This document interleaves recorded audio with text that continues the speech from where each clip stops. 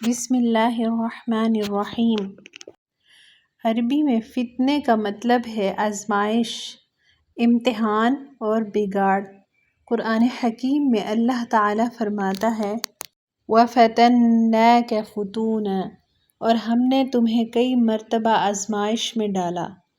اور ایک مقام پر فرمایا وَاعْلَمُوا أَنَّمَا أَمْوَالُكُمْ وَأَوْلَادُكُمْ فِتْنَةٌ، اور جان لو کہ تمہارا مال اور تمہاری اولاد ایک آزمائش ہے۔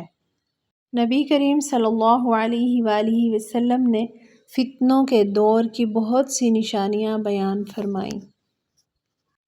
حضرت حذیفہ بن یمان رضی اللہ تعالی عنہ فرماتے ہیں، ہم نبی کریم صلی اللہ علیہ وآلہ وسلم کے ساتھ بیٹھے تھے، آپ نے فرمایا فتنے آئیں گے، انسان ان میں اندھیری رات کی طرح مبتلا ہوگا۔ اسی طرح آپ نے فرمایا ایک وقت ایسا آئے گا کہ اسلام کا صرف نام باقی رہ جائے گا، قرآن کا صرف رسم باقی رہے گا، ان کی مسجدیں آباد ہوں گی لیکن ہدایت سے خالی ہوں گی، ان کے علماء بدترین مخلوق ہوں گے۔ استغفر اللہ۔ قرآن کہتا ہے فَاسْتَبِقُوا الْخَيْرَاتِ، نیکیوں میں سبقت کرو۔ ایسے دور میں ہر مسلمان کو علم دین سیکھنے کی کوشش کرنی چاہیے تاکہ وہ حق و باطل کو پہچان سکے اور گمراہی سے بچ سکے۔ اسی طرح آپ صلی اللہ علیہ وآلہ وسلم نے فرمایا فتنوں کے دور میں صبر کرنا ایسے ہے جیسے ہاتھ میں انگارہ رکھنا۔ ایسے دور میں اپنے دین پر ثابت قدم رہنا بہت بڑی سعادت ہے۔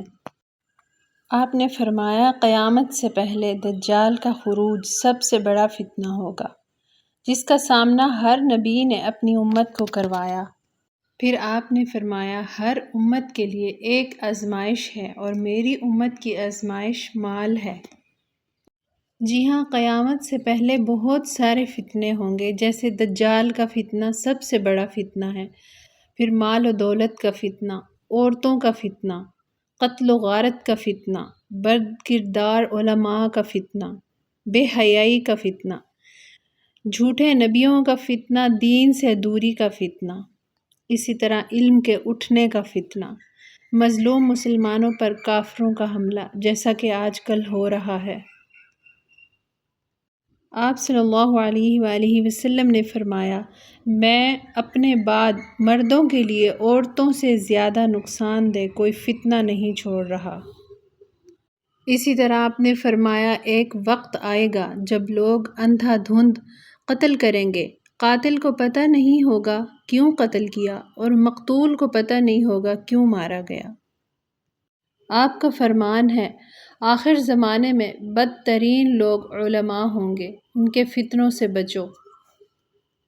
اسی طرح جب فحاشی عام ہو جائے تو اللہ کی طرف سے عذاب آتا ہے، کیونکہ بے حیائی بھی بہت بڑا فتنہ ہے۔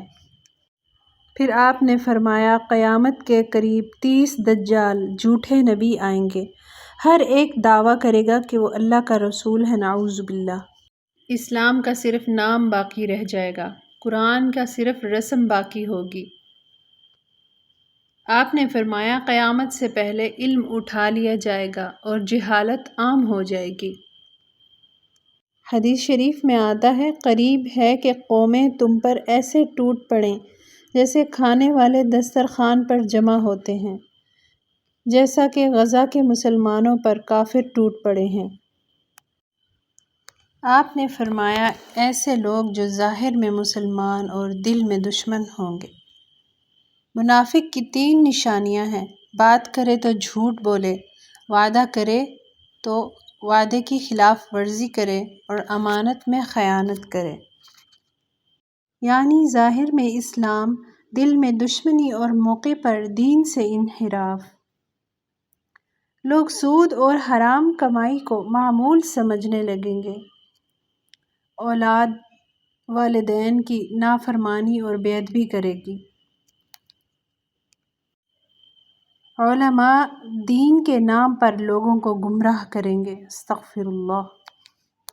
یہ ان لوگوں کے لیے ہے جو لوگ دین کا علم نہیں رکھتے مگر فتوے جاری کریں گے۔ ایسے فتنے آئیں گے کہ صبح ایمان اور شام کفر ہوگا۔ لوگ گانے بجانے اور فحاشی میں مشغول ہو جائیں گے۔ مسلمان ایک دوسرے سے حسد اور نفرت کریں گے۔ لوگ اللہ پر بھروسہ کرنے کے بجائے جادوگروں کے پیچھے چلیں گے۔ عورتیں بے پردہ ہوں گی اور مرد عورتوں کی مشابہت اختیار کریں گے۔ ایسے فتنوں کے دور میں امت مسلمہ کی اہم ذمہ داری یہ ہے کہ وہ قرآن و سنت کو عام کریں اور علم پھیلائیں۔ فتنوں سے بچنے کا سب سے مؤثر ذریعہ قرآن و سنت ہے۔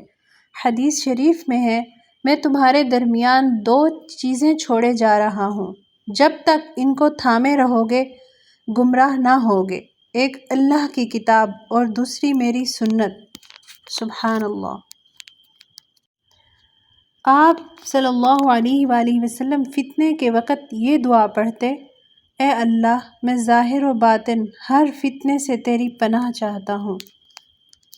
قرآن فرماتا ہے، تم بہترین امت ہو جو لوگوں کے لیے بھیجی گئی ہو، بھلائی کا حکم دیتے ہو اور برائی سے روکتے ہو۔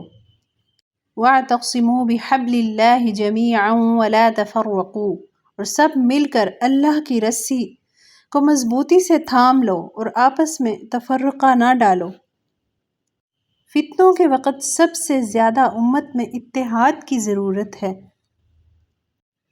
حق بات کہنا چاہے مشکل ہو۔ آپ نے فرمایا، سب سے افضل جہاد ظالم حکمران کے سامنے حق بات کہنا۔ آج کے دور میں خاموش رہنا ایمان کے لیے نقصان دہ ہو سکتا ہے، اس لیے حکمت کے ساتھ حق کہنا بہت ضروری ہے۔ حدیث شریف میں آتا ہے، جب فتنے برپا ہوں تو اپنے گھروں میں رہو، زبان کو قابو میں رکھو اور فتنہ انگیز لوگوں سے دور رہو۔ فتنوں کا زمانہ ہر امت پر آتا ہے، لیکن امت محمدیہ کے لیے نبی کریم صلی اللہ علیہ وآلہ وسلم کی احادیث اور قرآن کی ہدایت روشن چراغ کی مانند ہے۔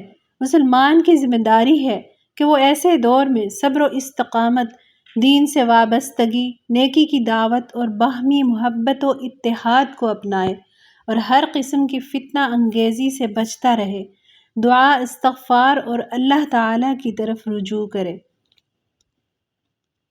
جزاک اللہ خیر۔